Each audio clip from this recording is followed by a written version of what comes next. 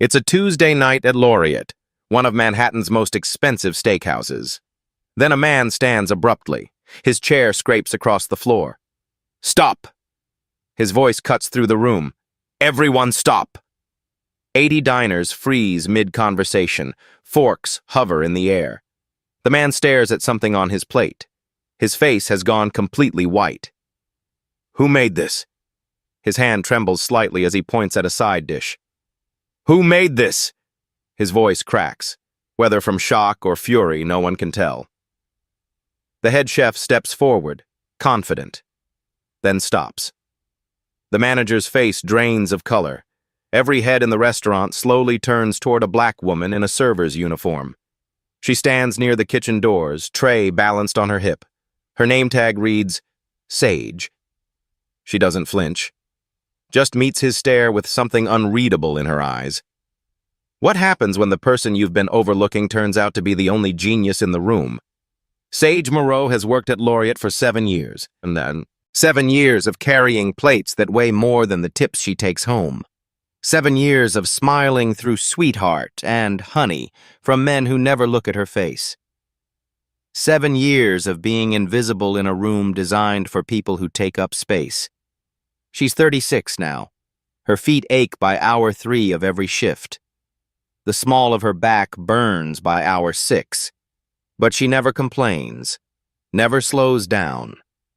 The other servers know her as the reliable one, the one who never drops a plate, never forgets an order, never loses her composure when a customer snaps their fingers like she's a dog. What they don't know is that Sage can tell the temperature of a kitchen by the smell alone. That she can identify 17 different herbs blindfolded. That her hands remember techniques she hasn't practiced in years. Every morning, Sage wakes at 5. Her studio apartment in the Bronx is barely big enough for a bed and a kitchenette, but that kitchenette is her laboratory. Before the sun rises, before the city fully wakes, she tests recipes. A new spice blend. A different ratio of acid to fat. Small adjustments that most people would never notice, but that she feels in her bones. She writes everything in a notebook. 347 original recipes. Not a single person has tasted them. By 6:30, she's on the subway, 90 minutes each way. She reads cookbooks on her phone, studies techniques from chefs in Bangkok, Lima, Lagos, places she'll probably never visit. At Laureate, she ties on her apron and becomes what they expect. Quiet, accommodating, invisible. But in the kitchen, when no one's watching, her eyes track everything.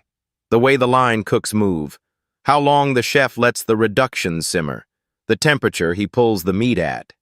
She catalogs it all, stores it away. Sage's story didn't start in a Bronx studio apartment. 19 years ago, she held an acceptance letter from Le Cordon Bleu in Paris.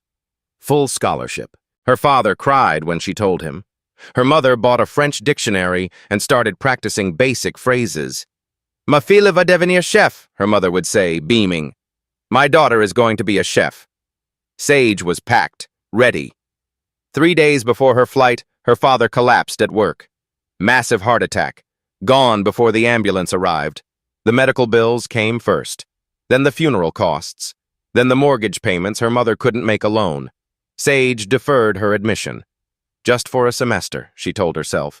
Just until things stabilized. But things never stabilized. Her mother worked 3 jobs to keep their house in Louisiana. Sage sent money home every month.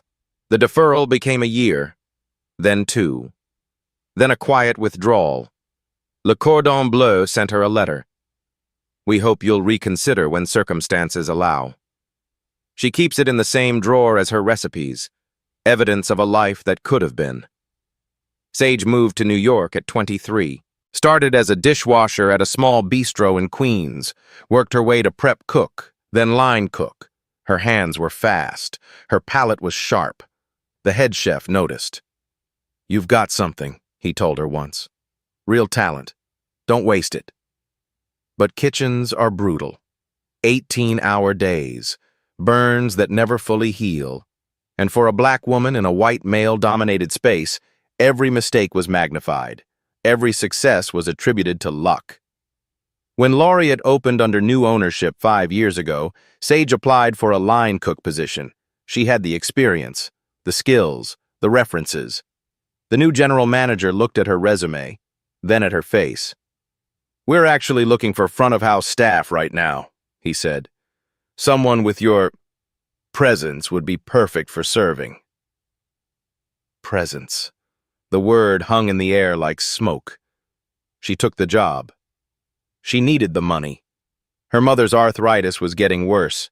The medication wasn't covered by insurance, so Sage became a server. Again. But she couldn't stay away from the kitchen entirely. Chef Marcus, the head chef at Laureate, is everything a restaurant wants on paper. Culinary Institute of America. Stages at 3 Michelin-starred restaurants. A James Beard nomination. He's also mediocre. Sage noticed it within a week. His reductions break. His proteins cook unevenly. His plating lacks intention. And when he gets stuck, when a dish isn't working and the pressure builds, he finds her. "Sage." His voice is low, urgent. "I need you to fix this. Quietly." The first time it was a sauce that had split. She showed him how to bring it back with an ice cube and constant whisking. He nodded, sent it out, took the credit. The second time, it was a vegetable side that tasted flat. She added a compound butter she'd made at home, brought depth and complexity to something that had been aggressively boring. Again, he said nothing to the other cooks. Just sent it out under his name. It's happened 7 times now. 7 dishes that saved reviews, impressed critics, kept customers coming back. All attributed to Chef Marcus. The kitchen staff knows. The line cooks have seen her slip in after hours, practicing on the equipment. They've tasted her food during family meal when she cooks her version of staff dinner. Diego, the young line cook from the Bronx, once asked her, "Why don't you say something? Tell someone it's your food?" Sage just smiled. "And tell them what, Diego? That the black woman serving tables is a better cook than their decorated white chef? How do you think that conversation ends?" Diego had no answer. There's one person who knows the truth. Mrs. Eleanor Baptiste, 82 years old, Haitian, former owner of a beloved restaurant in Crown Heights that closed 10 years ago. She comes to Laureate every Friday, always requests Sage's section, always tips 35%. "I know what you do, child," she told Sage once, her voice quiet but firm. "I can taste your hand in these dishes, the ones they call specials. That's you, isn't it?" Sage didn't deny it. "Why do you let them steal from you?" Mrs. Baptiste asked. "Because I still get to cook," Sage said simply. "Even if no one knows it's me, I still get to create. That's enough for now." Mrs. Baptiste shook her head. "No, baby, it's not enough. And one day, you're going to know that." Every night after her shift, Sage pays Carlos, the night custodian, $20. In exchange, he lets her back into the kitchen after closing. From midnight to 2 a.m., the kitchen is hers. She practices techniques she learned from YouTube videos and library books, practices the things Le Cordon Bleu would have taught her: knife skills, sauce work, the perfect sear. She cooks for no one, photographs, nothing. Just cooks because her hands need to remember. Because someday, maybe, there will be a moment. A moment when being invisible is no longer survivable. Tonight is that moment. She just doesn't know it yet. Richard Hastings III arrives at Laureate at 7:30, 15 minutes late for his reservation. He doesn't apologize. The hostess rushes to greet him. "Mr. Hastings, your table is ready." He doesn't acknowledge her. Just walks past like she's part of the furniture. 4 people trail behind him. 2 venture capitalists in expensive casual wear. A lifestyle journalist with a recording device clipped to her jacket. A brand consultant who hasn't looked up from his phone since they walked in. Richard Hastings is 44. Tech billionaire. Made his fortune in artificial intelligence and automation. His latest venture has been featured in Vanity Fair, Wired, and Forbes in the same month. The headline that keeps appearing, "The Man Who Will Revolutionize Food." He moves through the dining room like he owns it. Loud laugh, expansive gestures. His voice carries across 3 tables. "The problem with restaurants," he says as he sits, "is inefficiency, human error, emotion. You can't scale emotion." The journalist writes this down. Sage appears at the table with water, sparkling for some, still for others. She remembers from the reservation notes. "Good evening," she says. Hastings doesn't look up, just holds up one finger while he finishes his sentence. "What I'm building eliminates the variable. Perfection. Every time. No bad days, no attitudes." He finally glances at Sage. His eyes skip over her face, land on her apron. Sparkling. Cold. Not room temperature like last time. Sage pauses. "This is your first visit to Laureate, sir." His eyes narrow slightly. "Then make sure it's not a problem." She nods, sets down the waters, leaves. At the next table, a white male server approaches a different group, forgets to bring lemon for their water. "No problem, buddy," the customer says. "Happens to the best of us." The contrast isn't lost on the kitchen staff watching from the pass. Hastings orders without looking at the menu. Modifications on every dish. The steak cooked at an exact temperature, the sauce on the side, no garnish. "I'm testing something," he tells his table. "I need to experience what the best human kitchens can produce, for comparison." The journalist leans forward. "Comparison to what?" "To my prototype. Automated kitchen, AI-driven recipe optimization, zero human involvement beyond initial programming." One of the VCs laughs. "You really think a machine can outcook a trained chef?" "I don't think so," Hastings says. "I know it. Cooking is chemistry plus heat plus time. All variables that can be controlled more precisely by algorithms than by human hands." His voice gets louder. He wants nearby tables to hear. "The restaurant industry is broken. Inconsistent quality, labor costs, human chefs having creative visions that change week to week. What customers want is reliability." The journalist writes faster. "But what about the soul? What about artistry?" Hastings waves his hand dismissively. "Soul is just marketing. Artistry is pattern recognition. Feed an AI 10,000 recipes and it can generate the 10,001st, better than the original." In the kitchen, Chef Marcus is sweating. He's heard who's dining tonight. A billionaire, a journalist, potential investors. This meal matters. The steak goes out first, cooked perfectly to specification. Hastings cuts into it, chews. His face remains neutral. "Competent," he says. Just competent. The word lands like an insult. The sides come next. Roasted potatoes, broccolini, and Brussels sprouts. But there's a problem. The Brussels sprouts are burning. The line cook got distracted. The pan sat too long on high heat. "Chef!" Diego calls out.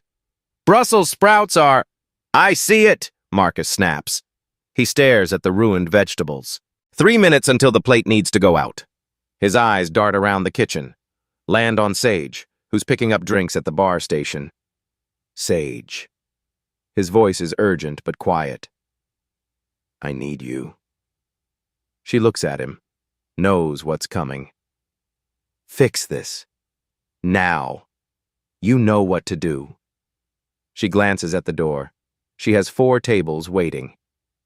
"Chef, I'm in the middle of—" "Do you want to keep your job?" His voice is barely above a whisper, but the threat is clear.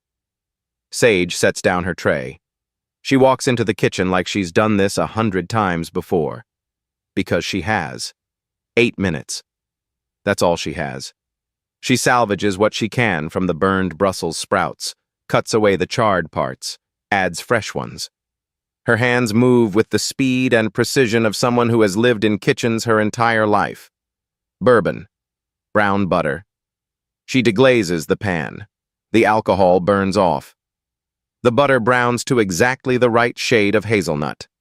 Honey. just enough for sweetness without cloying. Smoked paprika, a whisper of it. Cider vinegar to cut through the fat, finishing salt at the last second. She tastes it once, adjusts, tastes again. Perfect.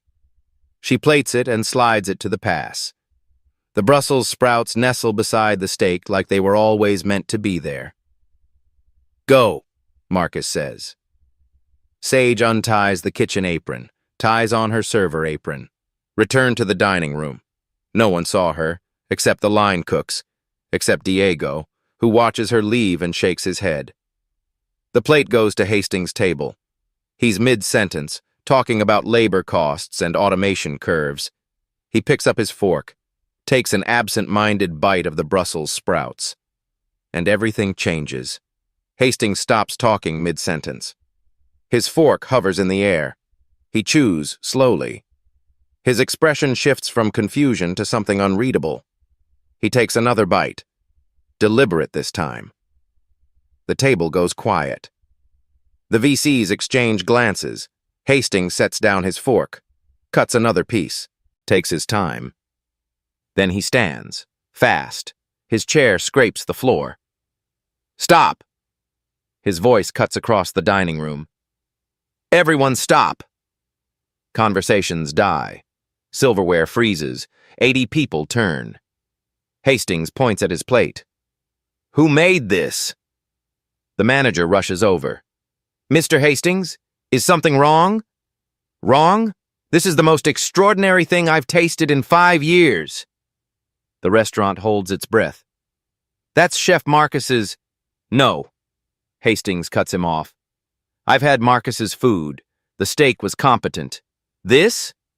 He holds up a Brussels sprout. This is different. Chef Marcus emerges from the kitchen, confident. Thank you, Mr. Hastings. I've been working on...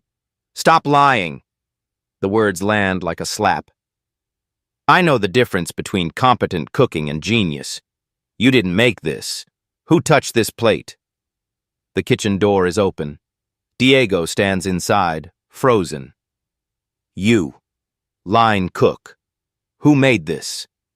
Diego's eyes go wide. He looks at Marcus.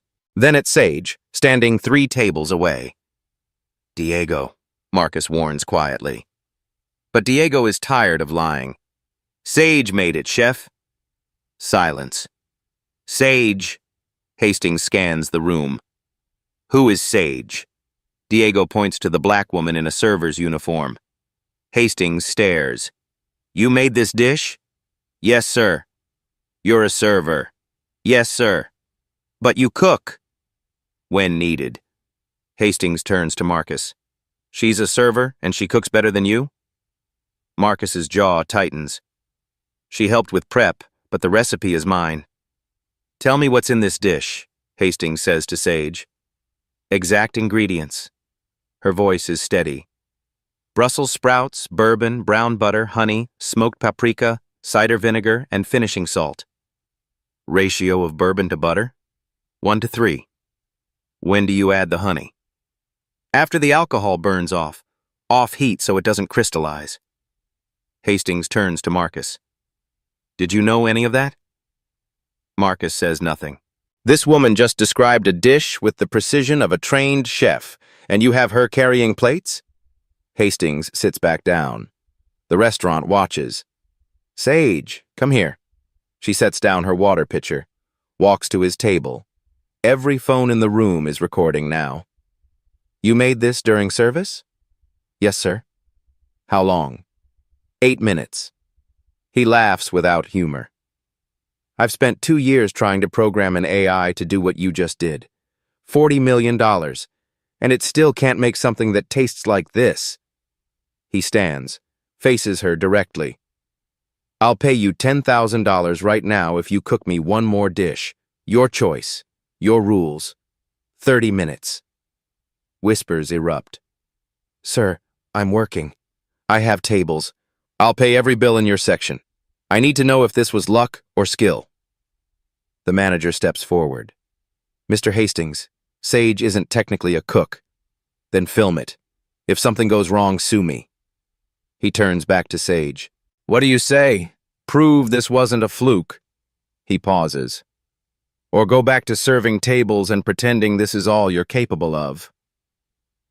The challenge hangs in the air. Every eye in Laureate is on Sage. Mrs. Baptiste sits at her corner table. She catches Sage's eye, nods once. Do it. Diego watches from the kitchen door. The line cooks have gathered behind him. 80 phones pointed at her. Waiting. This is the moment when invisibility stops being survivable. One dish, Sage says quietly. I choose everything. Hastings smiles. Done. Sage stands at Hastings's table. The weight of 80 stares presses against her shoulders. Her mind races. She could refuse. Walk away. Keep her small, safe invisibility. Keep sending $800 home every month. Keep her mother's medication covered. Keep surviving. Or she could step into the kitchen, in front of everyone, with cameras recording, with a billionaire watching, with Chef Marcus seething, with her job, her stability, her carefully built life on the line. One dish, 30 minutes, $10,000. But it's not about the money. It's about the 7 years of being invisible. The 300 recipes in her drawer that no one has tasted. The midnight practice sessions in an empty kitchen. The dream she buried when her father died. It's about every time Marcus took credit for her work. Every time a customer snapped their fingers at her. Every time someone looked at her uniform and decided they knew exactly what she was capable of. Her father's voice echoes in her memory. Cooking is love made visible, baby girl. Her mother's last phone call. Don't let them make you small, Sage. The acceptance letter from Le Cordon Bleu, still in her drawer after 17 years. Exceptional promise. Sage looks at Mrs. Baptiste. The old woman's eyes are bright, knowing. She looks at Diego. He's barely breathing. She looks at the kitchen. The real kitchen. Not the one she sneaks into at midnight. The one where she belongs. She reaches behind her back, unties her server's apron, the black fabric that has defined her for 7 years, folds it carefully, precisely, sets it on Hastings's table. I'll need the kitchen, she says. Her voice is quiet, but every person in the room hears it. 30 minutes. No interruptions. Pemberton stammers. Sage, I don't think... Do I have the kitchen or not? Hastings cuts in. Clear it. Everyone out except her. Marcus steps forward. That's my kitchen. Not for the next 30 minutes, it's not. Hastings doesn't even look at him. Sage removes her name tag, sets it next to the apron. The walk to the kitchen is 30 feet. It feels like 30 miles. Her shoes click against the hardwood, the only sound in the entire restaurant. She reaches the kitchen doors, places both hands flat against them, takes one breath, deep, centering, then pushes through. The kitchen staff stares at her. She looks different now. Taller somehow. The invisible woman is gone. In her place stands someone they've only glimpsed in fragments, late at night, in stolen moments. Diego, she says, I need a clean station. Mise en place for a protein dish. Your best cut. Diego grins. We got a short rib. Was saving it for a family meal. Perfect. She looks at him. Really looks at him. Thank you. She ties on a cook's apron. Not the server's uniform. A real kitchen apron. Washes her hands with the slow precision of a surgeon preparing for surgery. The water runs hot. The soap smells like lemon. Her hands, calloused from carrying trays, remember a different kind of work. She dries them, looks at her station. Everything she needs is there. Closes her eyes. The noise of the dining room fades. The pressure of the cameras fades. Even the fear fades. What remains is muscle memory. 17 years of dreaming. 7 years of practicing in shadows. She opens her eyes. They're different now, focused, alive, burning. In the dining room, Hastings sits back down, checks his watch. 30 minutes, he announces to the restaurant. Starting now. Sage stands at her station. The short rib sits before her like a challenge. Her hands tremble, just slightly, just enough that she notices. She breathes. Once, twice. The trembling stops. 30 minutes. One dish.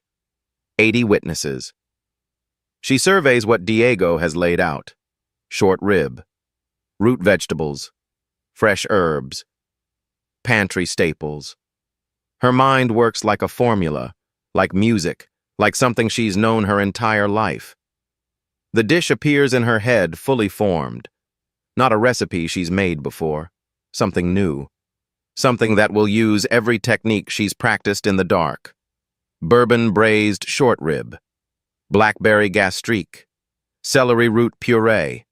Charred broccolini. She reaches for the short rib. The meat is cold, dense, marbled with fat. She can feel its potential in her hands. Salt, pepper, smoked paprika. Smoked. Her fingers move without thought, seasoning with the precision of someone who has done this 10,000 times in her mind. Then something unexpected. She reaches for the coffee grounds. Just a whisper. Just enough to add depth without announcing itself. The cast iron pan is already screaming hot. She sets the short rib in. The sound fills the kitchen. Violent. Perfect. The sear is everything. The Maillard reaction. The transformation of protein and heat into flavor that humans have craved for millennia. In the dining room, heads turn toward the kitchen. The smell reaches them. Primal. Rich. Complex. "What is that?" someone whispers. While the short rib sears, Sage moves. Her hands become a blur. Shallots.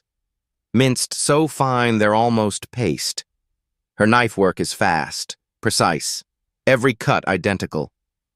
The line cooks watch her hands. They've never seen her move like this. She deglazes the pan. Bourbon hits the hot surface. Flame erupts. Blue and gold. She doesn't flinch. Just lets the alcohol burn off, lets the sugars caramelize, lets the fond on the bottom of the pan become liquid gold. Beef stock, fresh thyme, bay leaf. The braising liquid builds in layers. She slides the short rib into a pan, pours the liquid over it, into the oven. 400 degrees. Timer set. 10 minutes at high heat, then drop to 325. No pause. No rest. The gastrique demand attention. Fresh blackberries. She crushes them with the back of a spoon. Sugar. The berries release their juice, deep purple, almost black. Cider vinegar. The acid hits the sugar and the kitchen fills with a smell like summer and autumn fighting for space. Black pepper. Cracked fresh. Just enough to make you wonder what that flavor is beneath the sweet and sour. She tastes it. A small spoon. Lets it sit on her tongue. Adjusts. 3 drops of lemon juice.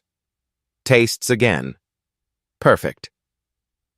In the dining room, Hastings checks his watch. 12 minutes gone. The journalist leans forward. "Can you actually see into the kitchen?" "No," Hastings says, "but I can smell it. That's not beginner's luck. That's someone who knows what they're doing." Sage pulls the short rib from the oven. The meat has started to break down. The fat is rendering. She lowers the temperature, slides it back in. Now the puree. Celery root. Ugly. Knobbed. Underestimated. She peels it with quick, efficient strokes. Cubes it. Into boiling, salted water. While it cooks, she moves to the broccolini. Olive oil. Salt. She lays each stalk on a sheet pan with the care of an artist arranging brush strokes. Under the broiler. She'll watch it. Char it at the last second. The celery root is tender. She drains it. Into the blender. Butter. Cream. White pepper. A touch of nutmeg so subtle most people won't identify it. Will just know something tastes warm, comforting, right. She blends it. The puree becomes silk. Tastes it. Adjusts. More salt. A little more butter. Tastes again. Yes. 20 minutes gone. In the dining room, people have stopped pretending to eat their own food. They're watching the kitchen doors, waiting for smoke, for disaster, for something. What they smell is genius. Mrs. Baptiste sits with her hands folded.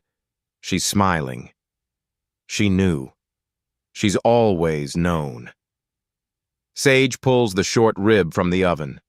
The meat is falling apart. Perfect. She lets it rest while she works on the broccolini. The broiler has done its job. The florets are charred. Not burned. Charred. There's a difference. The char adds bitterness to cut through the richness of everything else on the plate. 3 minutes left. This is the moment that separates cooks from chefs. The plating. The composition. The final translation of technique into art. Sage stops. The entire kitchen holds its breath. She's staring at the components in front of her. Short rib, puree, broccolini, gastrique. Is something wrong? Diego takes a half step forward. Sage reaches for a spoon, tastes the gastrique one more time. Her face is unreadable. She reaches for the lemon, zests 3 small curls, adds them to the gastrique, stirs once, tastes again, nods once. Sharp, decisive. Now she plates. The puree first, not spooned into a pile, swooshed across the plate with the back of a spoon. An arc of cream and earth, the short rib. She uses tweezers, not tongs. Tweezers. Places it with the precision of a jeweler setting a stone. The broccolini. Arranged like it grew that way. Natural, intentional. The gastrique. Small dots around the plate. Purple against white. Then one dramatic drizzle across the meat. She steps back. Looks at the plate. Almost. Microgreens. Just 3 pieces. Placed where they add color but don't distract. Flaky sea salt, 5 crystals. She places them by hand. Black pepper. 1 crack of the mill over the short rib. And then, the final touch. The thing she didn't plan.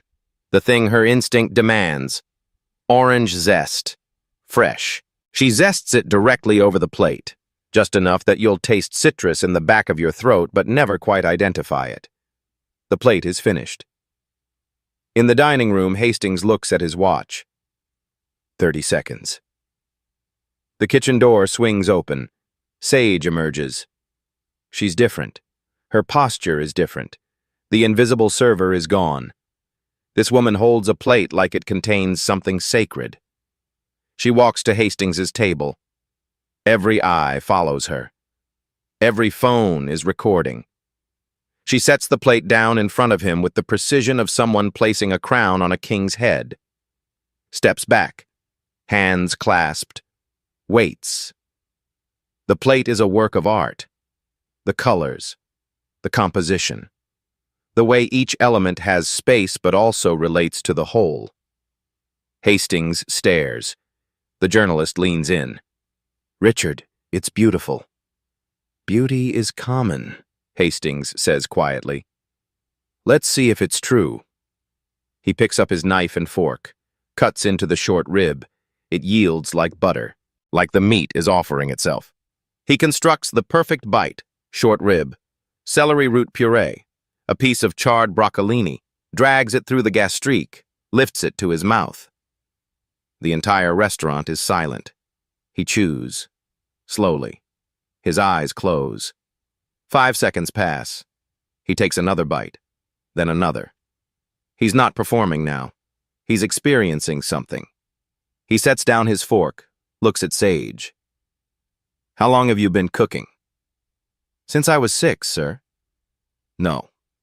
How long have you been cooking at this level? Sage's voice is steady, clear. Always. I've always been cooking at this level. You just never asked. Hastings looks at the plate, half finished. He picks up his fork again, takes another bite. This short rib, it's braised perfectly, falling apart but not mushy. Another bite.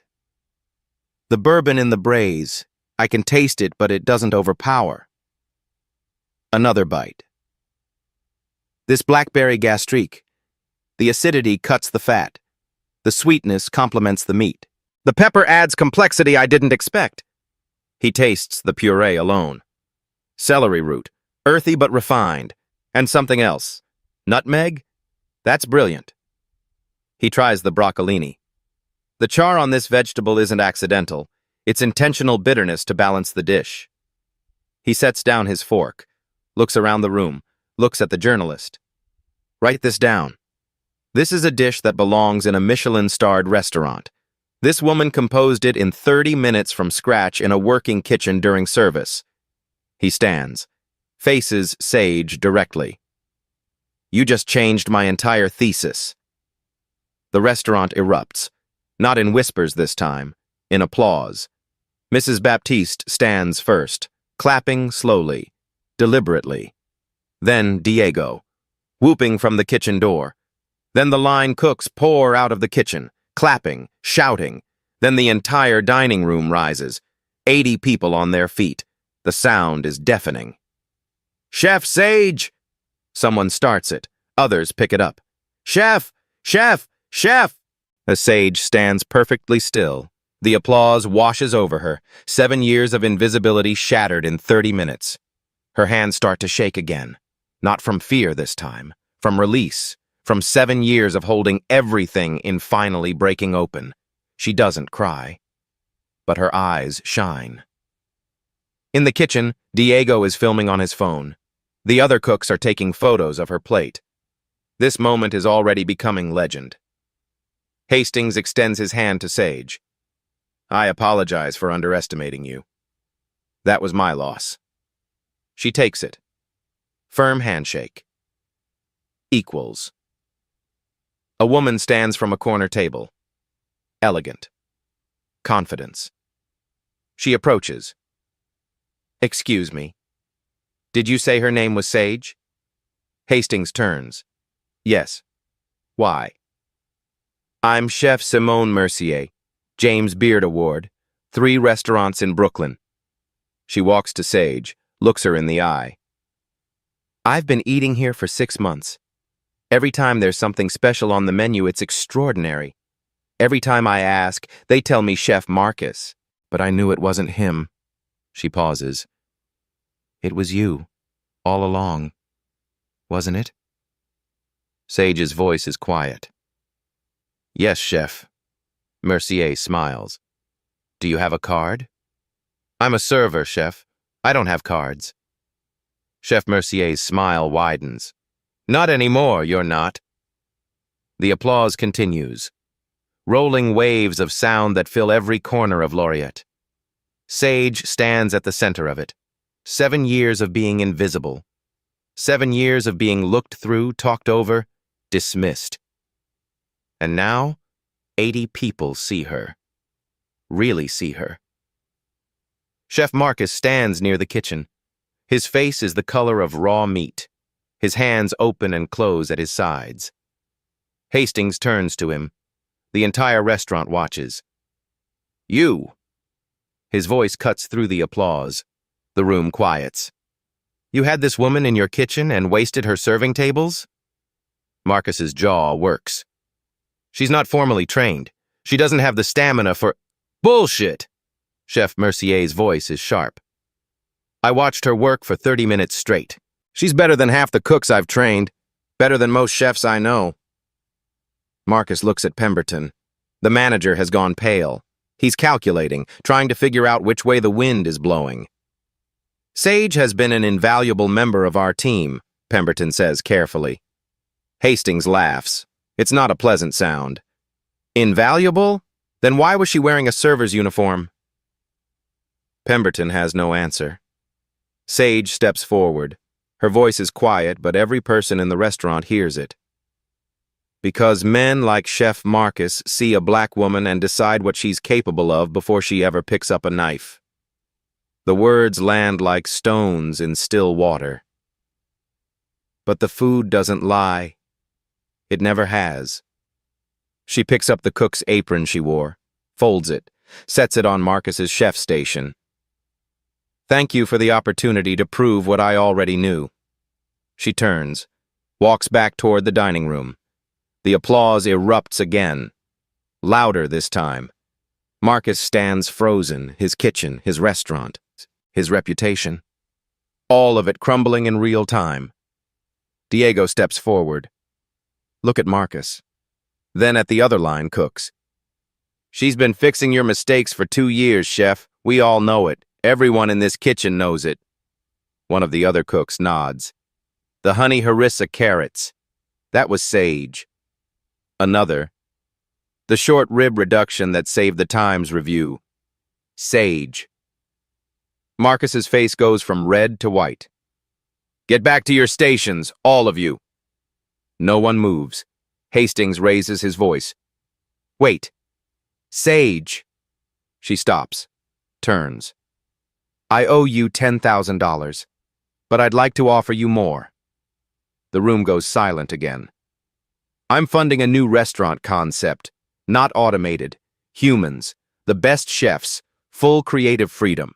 I want you as executive chef, 120,000 base, equity stake, complete creative control. The offer hangs in the air. Gasps ripple through the crowd. Sage looks at him for a long moment. I don't know you, Mr. Hastings, and I don't make decisions based on one conversation. Hastings blinks. He's not used to being told no. That's fair. Can I at least get your contact information? Sage gestures to Mrs. Baptiste. She has it. She'll vet you first.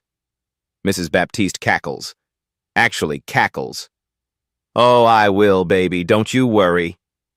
The restaurant laughs. Real laughter. Relief and joy and the particular satisfaction of watching power shift in real time. Someone in the back shouts, "Post the video!" Already on TikTok, another voice calls. Instagram too. Twitter's blowing up. The phones have been recording everything. The moment is already viral, already spreading, already becoming something bigger than just one night in one restaurant. Hashtags are forming in real time. Hashtag Chef Sage. Hashtag Justice for Sage. Hashtag Know Your Worth. Hastings finishes the last bite of his short rib, uses his finger to get the remaining gas streak from the plate. Looks up at Sage. For what it's worth, I came here tonight to prove that human chefs were obsolete. That soul was just marketing. That artistry was just pattern recognition. He pauses. You proved me wrong. Completely. Absolutely. And I'm grateful for it. Sage nods once. Acknowledgement without forgiveness. She walks to Mrs. Baptiste's table, sits down heavily. Her legs suddenly became weak. Mrs. Baptiste takes her hand. I knew, the old woman says softly. I've always known. But knowing isn't enough. The world had to see it. And now they have. Sage's eyes fill. She doesn't let the tears fall. Not yet. But they're there. What do I do now? She whispers. Mrs. Baptiste squeezes her hand. Now, baby? Now you cook. On your own terms. In your own kitchen. For people who will finally know your name. In the kitchen, Diego is on his phone. Sage, you need to see this. The video has been up for 8 minutes. Already 500,000 views. The comments are flooding in. This is why representation matters. How many other talented people are invisible because we don't look? Everyone needs to know this story. Chef Marcus needs to be held accountable. Sage looks at the screen, sees herself, sees the moment she set down the plate, sees Hastings's face change, sees herself finally visible. Sage goes home that night at 11:30. She sits on her bed in her Bronx studio apartment, stares at her hands. They're steady now, but she can still feel the weight of the knife, the heat of the stove. Her phone won't stop buzzing. 47 missed calls, 200 notifications. She ignores all of it, calls her mother first. "Baby, it's almost midnight. What's wrong?" Sage's voice cracks. "Mama, I cooked tonight. Really cooked. And they saw me." Silence. Then her mother crying. "Your daddy would be so proud." They talk for 20 minutes. Her mother laughs, cries, asks everything. After hanging up, Sage opens her phone. The video has 23 million views in 12 hours. The comments make her cry. "I'm a black woman in tech. I know exactly how she feels.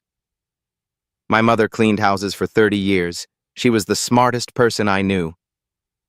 This is everyone who's been underestimated because of how they look." The next morning, Chef Simone Mercier calls. "I have a sous chef position at my Brooklyn restaurant, 75,000, full benefits, and I'll mentor you personally, not just cooking, the business, building, owning." 2 hours later, an email from Hastings's assistant, executive chef position, 120,000, equity, creative control. That afternoon, Food Network. "We want to develop a show, Hidden Kitchens. You'd host." The next day, a publisher. "Would you write a cookbook?" Then physical mail from Paris, Le Cordon Bleu. "Your scholarship offer remains open. We would be honored to welcome you back." Sage sits with all of it. The offers, the opportunities, the sudden visibility. She doesn't answer immediately. Takes a week. Cooks for herself, walks through Brooklyn, sits with Mrs. Baptiste over coffee. "What do you want, child?" Mrs. Baptiste asks. "Not what sounds impressive. What feeds your soul?" Sage thinks. "I want to cook on my own terms. I want a space where people like me don't have to fight to be seen." "Then do that." Sage makes her decision. She accepts Mercier's mentorship. 3 days a week. Learning costs, management, the mathematics of keeping restaurants alive. She accepts a modified version of Hastings's offer. Not executive chef. Consultant. Helps develop the concept, but keeps her autonomy. Keeps her vision. The consulting money plus 10,000 plus a small business loan. Her own restaurant. Name, Sage, just her name. Simple, powerful. Concept, elevated comfort food. Creole, West African, Caribbean. The cuisines that raised her. Location, Bed-Stuy, Brooklyn. Where people like her live. Where community matters more than Michelin stars. Hiring criteria, skill over credentials, heart over resume. Formerly incarcerated. Older workers, immigrants, people overlooked. Her kitchen won't have a traditional hierarchy. It will be a collective. Opening date, 6 months away. Reservation list, 3,000 people long. 6 weeks after that night, Sage returns to Laureate. Not to work, to eat. Mrs. Baptiste arranged it. Sage's 37th birthday. Diego is running the kitchen now. Chef Marcus is gone. Asked to step down after 3 cooks came forward about stolen recipes. Diego sends out a special dish, Brussels sprouts, his way. With a note, "Thank you for teaching me courage tastes like bourbon and brown butter." Sage cries. Good tears. There's a plaque near the kitchen now. Where Chef Sage was discovered. Pemberton approaches nervously. "Sage, I want to apologize. I should have seen what was happening." She looks at him. You're doing something now. That matters. 8 months later, her restaurant space is under construction. Exposed brick, open kitchen, windows are full of light. Hastings became a minority investor. No creative control. He learned. His restaurant opened first. Human chefs. AI assists with efficiency. Humans control the soul. He credits Sage in every interview. She taught me innovation isn't a replacement. It's elevation. On a cold Tuesday, Sage stands in her empty space. Mrs. Baptiste beside her. You did it, baby. Not yet, Sage says, but I will. You already have. The moment you picked up that knife and refused to be invisible, that's when you did it. Sage smiles.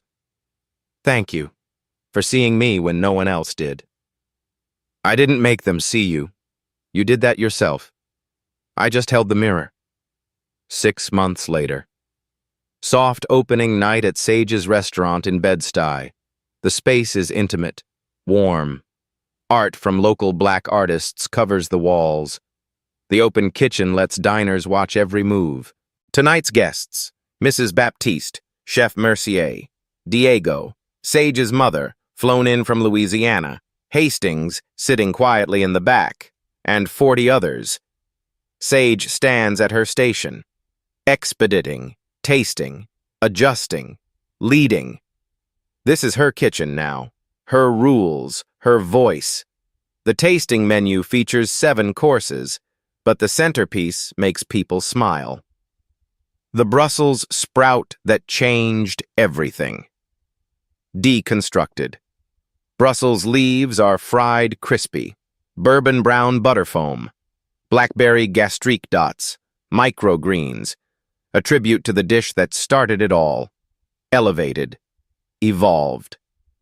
When it goes to tables, people photograph it. Then they eat it, really eat it, taste it, feel it. Richard Hastings asked a question that night at Laureate. Who made this? He expected to find someone to punish, someone to blame. Instead, he found a woman who'd been creating genius in secret for 7 years, waiting not for permission, but for a moment when silence was no longer survivable. How many brilliant people do you pass every day? The janitor who writes poetry on break, the Uber driver who was an engineer in his home country, the cashier who speaks 5 languages. The security guard is studying for her nursing degree. We live in a world that confuses credentials with capability, that mistakes visibility for value, that sees uniforms instead of humans. Sage could have stayed small, stayed safe, stayed serving tables and letting Chef Marcus take credit. But she chose to answer the challenge, not to prove Hastings wrong, to prove herself right. So here's the question. What are you carrying that the world hasn't seen yet? What talent are you hiding because no one's made space for it? And what would it take, what single moment of courage, to claim that space anyway? Sage's story isn't rare, it's just rarely seen. If this moved you, if you've ever felt invisible, hit subscribe. Because every week I find stories like this. People who refused to stay hidden. People who cooked, built, created, and demanded to be seen. You won't want to miss it. Sage finishes plating. Look at her team. Service. They echo back. Service. The restaurant hums with life, laughter, the sound of forks on plates, the particular music of people experiencing something real. Sage catches her reflection in a polished pan, sees herself. Not a server, not an underdog, just a chef. She smiles, not for the cameras,